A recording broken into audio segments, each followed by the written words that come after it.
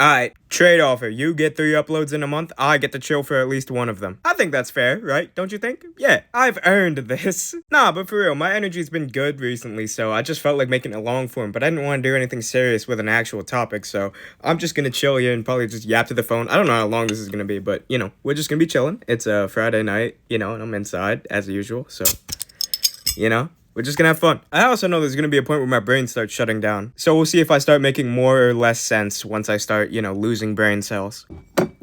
But nah, like, my energy's been great recently. I don't know what it is. Maybe it's, you know, me going to the gym or just being outside more often. I also heard somebody say that, like, the moon is in retrograde, whatever the fuck that means. I don't believe in that shit. But, who knows? This upswing of being productive recently has felt, like, really good. Because real talk, like, in the beginning of August, there was a moment where I, like, started to spiral and was ready to give up. Not like that, obviously, but, you know, sky got dark for a second. I was talking to one of the homies about how I pulled myself out of that, you know, without any assistance, and I had no idea how to explain it. Depression is one thing where it's easy to talk about how to get out of it, but hard to do. Because for me, and this is gonna sound so stupid, but it's like, just be happy. I'll have to whip out Microsoft Paint to explain this, but basically you have your bad thoughts here, and then your happy thoughts here, and you just sort of compartmentalize the bad and like put it away. And then you focus on the happy things. Like even little things, you know, like I went outside, I sat in the sun. That's good. Woke up today and didn't have to manually untwist one of my balls. That's good. Having an ego definitely helps. Like I guess I have a little bit of one. It's nothing huge where it's like I'm better than everybody, because that's fucking cringe. Sometimes I do like turning it up to 1,000 though, as like a little bit. But like thinking back about stuff you've done and sort of like putting it in context of a third person perspective and then reminding yourself, wait, I did that. I'll keep putting it in lesser terms so it feels a bit more, you know,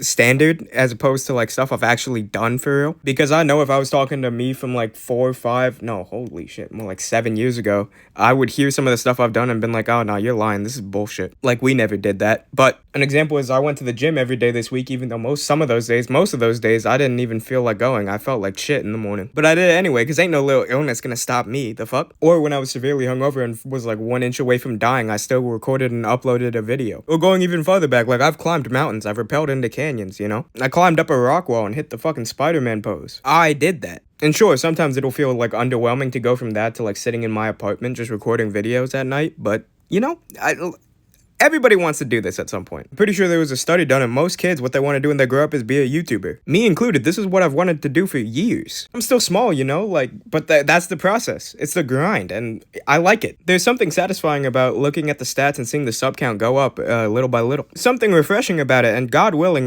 there's gonna get to a point where there's not gonna be individual numbers anymore. It's gonna be like, you know, 1K, 2K, 100K, whatever, and then I don't get to see each individual subscriber. That kind of scares me, because this is more intimate, you know? There's about 1,000 people that see a short, usually. But there's 50 of you that said, yeah, I like this guy, I'm gonna subscribe. And that means something. A big fear I had when I was starting out, which I still am, but you know, the first few videos was that, would anybody even listen? Like, am I even relatable? I know some people think I'm funny, but what would the general masses think? Because my humor is pretty on the nose, right? Like, I dull it down for YouTube, obviously, because I could probably get banned if I really do full me humor, but I think so far it's been fine. But in real life, it's pretty raw, it's pretty uncensored, so, I mean, that sort of comedy was sort of, it was in a down spiral for a while. It's coming back in 2025, which thank God. But I think people got used to like PG-13 humor, and so then when I make jokes, it's sort of like, oh wait, hold on, we can laugh at that? It's like being unprofessional in a very professional environment, you know? Almost like a breath of fresh air. And it's not like I can't be professional either. Like I can snap to and just be like, yes sir, no sir, yes ma'am, no ma'am.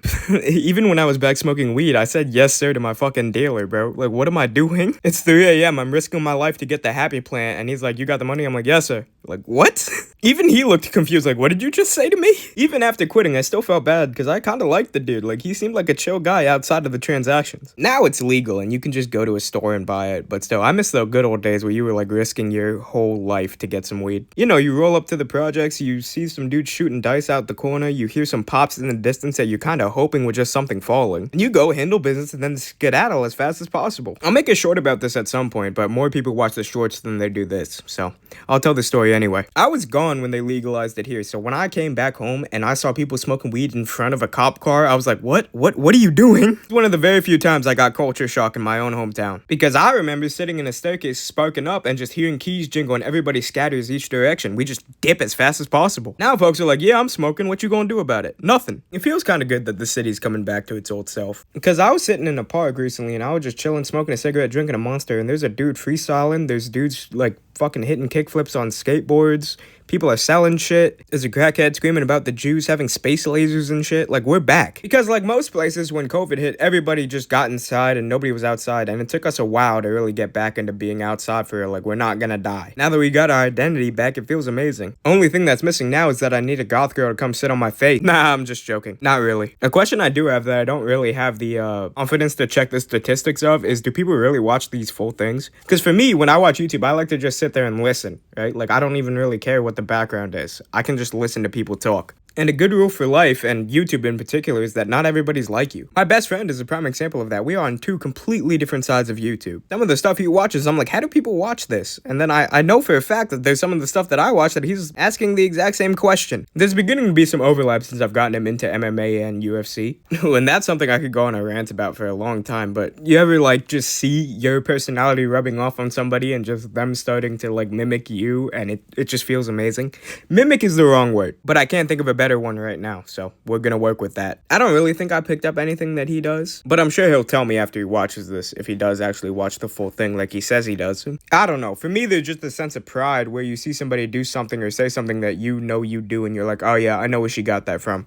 I'm thinking about somebody completely different. Don't worry about that. It's none of your business, no offense, but it was also a long time ago. Anyway, bringing it back around to being productive. Something I've learned that's really helped me is earning the right to be lazy. Because I don't know about y'all, but there's nothing I would love more than to just sit in bed for the entire day and watch YouTube, or just relax in general. But I can't do that because you're just wasting your life at that point. So what I do is I just have this set amount of things that I have to do in that day, and then once I get all that done, boom, bedtime. And then I get to feel like I've earned that. Because something I feel that contributes a lot to depression is feeling stagnant, feeling like you're not doing anything or going anywhere. But as long as you do what you gotta do, you can tell that voice, hey, shut up, I did my shit. Now I can binge Cyberpunk Edge Runners again and get depression again. If you haven't watched it, 10 out of 10, would recommend. It's on Netflix. But yeah, I'm gonna leave you with that recommendation. I'll get the gameplay for this right after, but I know I don't want to do it while recording because then you're just gonna hear the whole time, and that's terrible for audio. Something that does suck about that is that I have to change my playstyle for when I'm recording for a video, because you guys don't want to see what I actually do in game, which is sit there with a sniper counter sniping snipers the whole time, because nobody wants to look through a scope for fucking 10 minutes. You know what I'm saying? Like, that's not engaging. Don't get me wrong, I'm not complaining. I get to go back to my COD roots of just running and gunning, but still,